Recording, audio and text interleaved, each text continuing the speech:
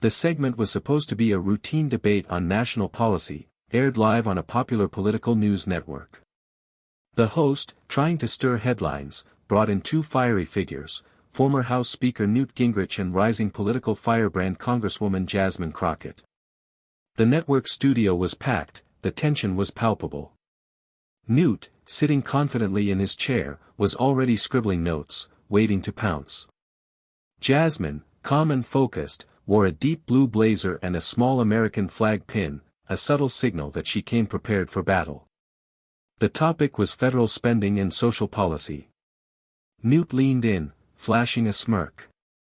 "Congresswoman Crockett," he said slowly, "you seem more interested in camera time than serious legislation. Maybe if you spent less time tweeting, you'd understand how the government actually works." A low gasp rippled through the studio. Jasmine didn't flinch. She slowly turned her head toward him and smiled. "I'll let you finish," she said, her voice calm, but the fire was already behind her eyes. The host leaned forward, sensing something viral was about to happen. Jasmine folded her hands on the desk, letting a few seconds of silence hang in the air. It wasn't hesitation, it was strategy. She wanted every viewer, every host, every staffer in that room to lean in. Then she spoke. "Well, Mr. Gingrich," she began, her tone polite but razor-sharp, "it's ironic that someone who hasn't passed a single meaningful piece of legislation in decades is lecturing me on productivity." The host's eyebrows shot up. Newt chuckled dismissively. "I led a majority that balanced the budget." Jasmine raised a hand, cutting him off, not rudely, but with the commanding authority of someone who had earned her place. "That was 30 years ago," she snapped back. "And since then, you've been more focused on writing books and going on TV than actually understanding the country real people live in today." The audience stirred. She continued, "While you're out here trying to score gotcha lines, I'm writing legislation to cap insulin prices, invest in underserved communities, and protect voting rights." Newt leaned back slightly, surprised at how quickly the tables were turning. Then she dropped the line that would soon echo across social media, "You came here thinking this was a lecture hall. But I'm not your student, and you're not my professor." Boom.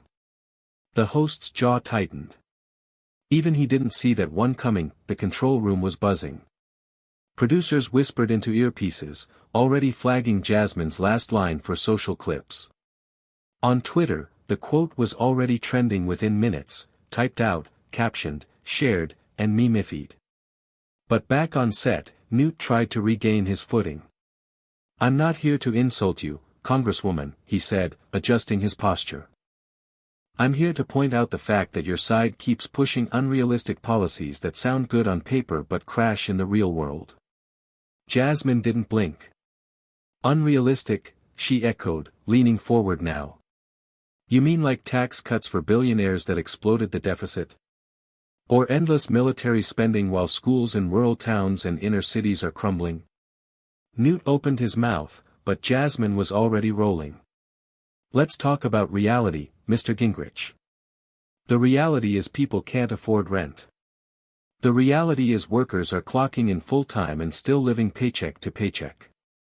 But you're worried about me tweeting too much?" A quiet came from someone in the studio audience, off camera, but real. "And by the way," she added, "if my tweets are louder than your policies, that's not my problem, that's yours."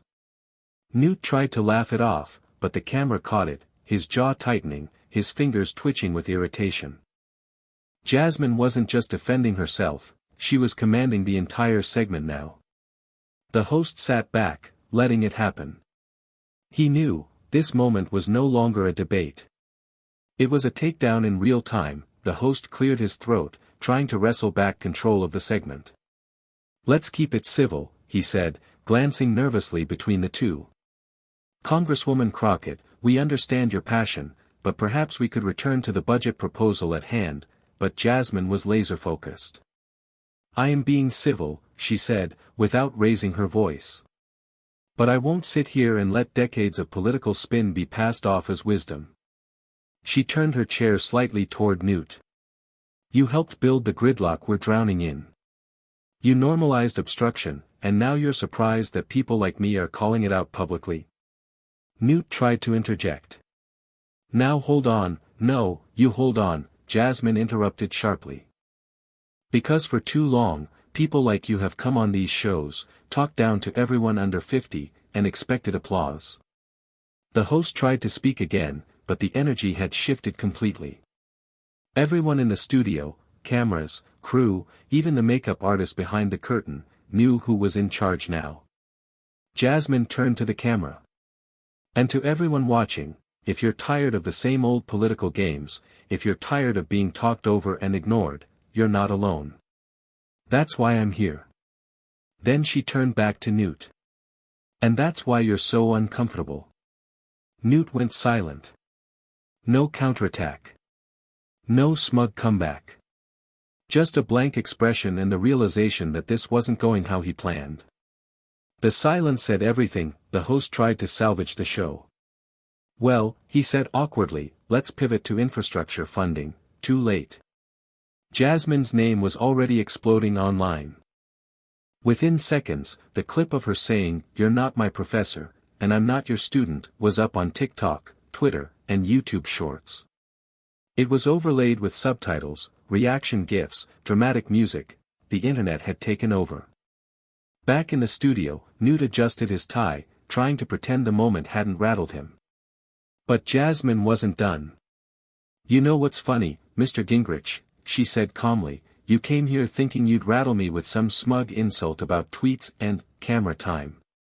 But here's the difference between us." Newt looked up, eyes narrowing. "You use cameras to lecture," she said.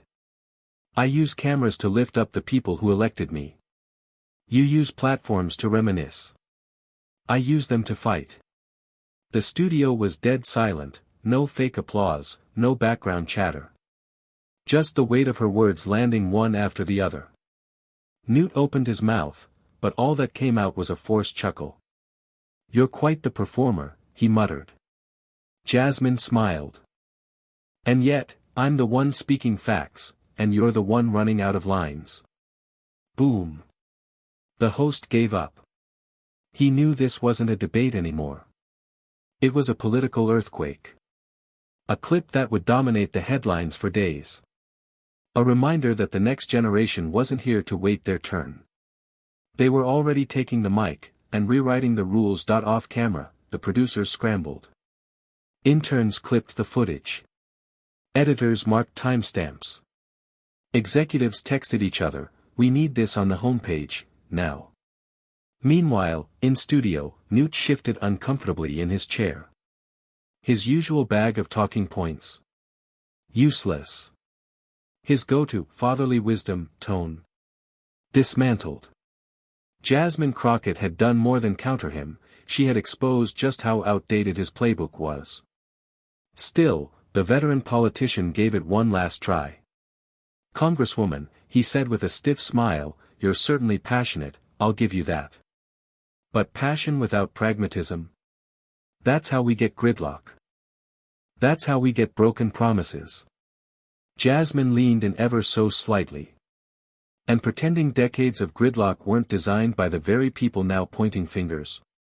That's how we get gaslit." Newt blinked. She wasn't raising her voice. She didn't need to. "You call it passion. I call it accountability. And if holding the old guard responsible for the mess they made is too much for you," she shrugged. "That says more about your comfort than my competence." The host's mouth was open slightly, no cue cards for this. Then Jasmine added one final jab, not shouted, not dramatized, just said with the kind of calm that cuts deeper, "Maybe if you had listened to more people like me 20 years ago, you wouldn't be getting schooled by one today." Newt looked away. The silence in the studio. Deafening. As the segment cut to commercial, the tension didn't leave the room, it thickened. Newt removed his mic slowly, avoiding eye contact. He didn't speak to Jasmine, didn't shake her hand. He just stood, adjusted his jacket, and quietly walked off set. Jasmine, still seated, calmly sipped from her glass of water. No celebration. No gloating. Just composed confidence, the kind that said, "I didn't come to play." In the control room, producers were already watching the social media numbers climb. The clip had hit 3 million views on X, formerly Twitter, before the next segment even aired. TikTok had her "You're Not My Professor" line in 6 different remixes. Influencers, journalists, and even rival politicians were retweeting her words. And the hashtags? Hashtag Crockett clapback, hashtag mic drop moment, hashtag Newt got cooked backstage. A young staffer ran up to Jasmine. "It's everywhere," she whispered, showing her phone. "They're calling it one of the greatest comebacks in live political history." Jasmine smiled. "I didn't come for a moment," she said. "I came for a message." Back on air, the host tried to recover. "Well, that was a spirited exchange. Up next, are interest rates finally coming down?" But no one cared. The country was still talking about Jasmine Crockett, and how she had just flipped the entire political script. Lived up by the next morning, every major news outlet was talking about it. Crockett shuts down Gingrich in viral TV showdown. Politico, mic drop heard across Washington. MSNBC, Newt Gingrich outmaneuvered by rising star Congresswoman. The Hill. Even traditionally conservative outlets couldn't ignore the story. Some tried to frame Jasmine as disrespectful or performative, but even their comment sections were flooded with responses like, "She kept it respectful. She just came prepared. That wasn't a meltdown. That was a masterclass. About time someone stood up without shouting." Meanwhile, Jasmine's office was overwhelmed with media requests. Her press secretary had to pause interviews just to answer messages from grassroots groups, student organizations, and even late-night shows asking her to appear. Back in D.C., veteran lawmakers took notice.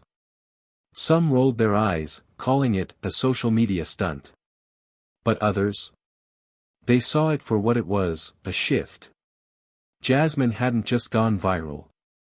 She'd planted a flag, proof that the old intimidation tactics didn't work anymore. That young leaders weren't afraid to challenge relics of the past, on air, on record, and without blinking. And Newt? He cancelled his next scheduled appearance. Publicly, he claimed travel conflicts. Privately, staffers admitted, he didn't want another round. The halls of Capitol Hill were buzzing. Members of Congress whispered in elevators, exchanged knowing glances in committee rooms, and flooded private group chats with one topic: Jasmine Crockett versus Newt Gingrich. Even veteran lawmakers who normally dismissed viral moments were rewatching the clip, some in admiration, others in concern. One senior senator reportedly said behind closed doors, "If that's the future of live debate, we'd all better start preparing, or retiring." Meanwhile, Jasmine walked through the Capitol building with the same composed stride as always. But now, aides, interns, and even seasoned legislators were giving her nods of respect. Some smiled. Some just stared.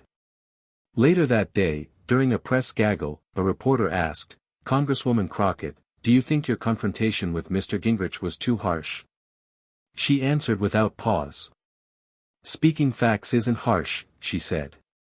"If it makes people uncomfortable, maybe they should examine why, not how loud the truth was said." The clip instantly made the rounds. Again. Cable shows dissected it. Late-night hosts quoted it. College professors added it to lectures. Young voters turned it into merch. T-shirts. Mugs. Even bumper stickers, "Not your student, not your silence." Across the aisle, some tried to downplay her impact. "She's just a media star," one congressman scoffed on camera. But even he flinched when a reporter followed up, "Then why are you suddenly revising your talking points?" The world had changed in under 24 hours. And Jasmine Crockett wasn't just in the spotlight, she owned it. That weekend, Jasmine Crockett traveled to a community town hall in her district. What was supposed to be a modest event at a local high school gym turned into a standing room-only rally. Hundreds packed in. Local news crews lined the walls. Even out-of-state supporters showed up just to hear her speak. And when she finally stepped up to the mic, the entire room erupted. Applause. Cheers. Camera phones held high. She smiled, waved, and said, "I didn't come here to talk about a viral moment. I came to talk about what caused it." The room fell quiet. Some people think that speaking up is too aggressive. That asking questions is too disruptive. That challenging authority is somehow disrespectful. She paused. But let me be clear, silence never changed anything. The crowd clapped again, louder this time. Jasmine went on to outline new legislation she was pushing: real policy, real vision. Infrastructure investments. Education reform. Justice accountability. It wasn't about clapping back, it was about building forward. By the end, even her critics had to admit, this wasn't just media lightning. It was momentum. And back in Washington, other younger lawmakers began to speak up louder too, drawing courage from the Crockett moment. They referenced her during speeches, quoted her in press conferences, even mimicked her unapologetic style in hearings. Meanwhile, Newt Gingrich remained unusually quiet. No interviews. No posts. No follow-ups. He had underestimated her. America hadn't. Back in Washington, something remarkable began to happen. Jasmine Crockett's name was no longer just trending. It was being studied. Analysts on both sides of the aisle dissected how she had turned a live ambush into a national rallying cry. Not with shouting. Not with theatrics. But with precision, clarity, and fearless conviction. Her performance was being called the new gold standard for televised debate. A real-time masterclass in political composure. The moment legacy politics met a reckoning. Cable networks invited her on again, and again. But Jasmine didn't take every offer. She picked carefully, staying grounded in her district, focused on policy, not just press. When one major news anchor asked her, "What's your strategy moving forward?" she smiled and replied, "My strategy is the same as it was before the cameras ever rolled: fight for the people who sent me here.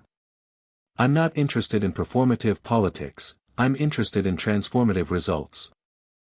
That quote landed on front pages across the country. But it wasn't just media attention anymore. Political donors, organizers, and civic groups began backing her in ways that caught the establishment off guard. Meanwhile, quietly, other senior figures started shifting their tone. Older lawmakers who once dismissed younger voices were now re-evaluating their approaches, not out of fear, but out of necessity. Because Jasmine hadn't just won a debate. She'd cracked open a door for a whole new generation to walk through. Back in Washington, something remarkable began to happen. Jasmine Crockett's name was no longer just trending. It was being studied. Analysts on both sides of the aisle dissected how she had turned a live ambush into a national rallying cry. Not with shouting. Not with theatrics. But with precision, clarity, and fearless conviction. Her performance was being called the new gold standard for televised debate. A real-time masterclass in political composure. The moment legacy politics met a reckoning. Cable networks invited her on again, and again. But Jasmine didn't take every offer. She picked carefully, staying grounded in her district, focused on policy, not just press. When one major news anchor asked her, "What's your strategy moving forward?" she smiled and replied, "My strategy is the same as it was before the cameras ever rolled: fight for the people who sent me here. I'm not interested in performative politics, I'm interested in transformative results." That quote landed on front pages across the country. But it wasn't just media attention anymore. Political donors, organizers, and civic groups began backing her in ways that caught the establishment off guard. Meanwhile, quietly, other senior figures started shifting their tone. Older lawmakers who once dismissed younger voices were now re-evaluating their approaches, not out of fear, but out of necessity. Because Jasmine hadn't just won a debate. She'd cracked open a door for a whole new generation to walk through. Weeks after the viral moment, Jasmine Crockett returned to the same network, this time, not for a debate, but for a primetime one-on-one interview. The host began with a smile. "Congresswoman, last time you were here, let's just say, it made history." Jasmine chuckled. It wasn't about making history. It was about telling the truth, plainly, and without permission. The interview covered everything, from policy, to the future of political discourse, to leadership in the modern era. And every answer she gave reminded viewers of why that moment with Newt Gingrich struck such a chord. She didn't seek confrontation. She wasn't performing. She simply refused to shrink. Back in her district, the people knew what the rest of the country had just discovered: Jasmine Crockett wasn't a viral sensation, she was a leader. And as election season crept closer, whispers began circulating. She should run for Senate. No, something bigger. Whatever it is, I'd vote for her tomorrow. As for Newt Gingrich, he never mentioned her name again on air. Not once. But the silence said everything. He had tried to humiliate her. She shut him down, instantly, on live TV. And in doing so, she didn't just win an argument. She lit a fire. One that wouldn't be going out anytime soon.